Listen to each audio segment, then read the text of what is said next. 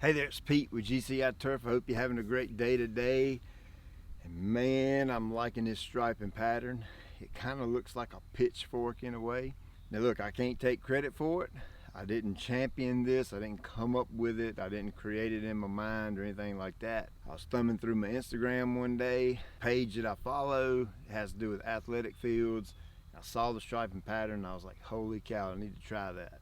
So I did try it. I took my Owlet Uplift 86 and kind of marked it out, envisioned it out in my head, and kind of started the pattern with a straight line right down the middle, kind of centered it off, and then kind of made these little half moon circle whoop-de-doos. I don't know what you want to call them. You can call it what you want. And this is the third time I've actually mowed it, so you'll get to see what it looks like after it's been burnt in real good. For those of you that are new, this is Kentucky bluegrass. I live in North Carolina, kind of center of the state in the transition zone. The bluegrass is absolutely on fire right now. But hey, talking about stripes, this joker is lit. It is glowing like a new penny.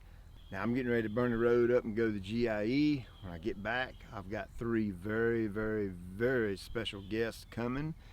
And I'm gonna put them out here in the bluegrass and we're gonna do some mowing. And what I'll do is I'll show you how to play off of another striping pattern, meaning I'm gonna use this existing striping pattern and kind of create a brand new one all on its own.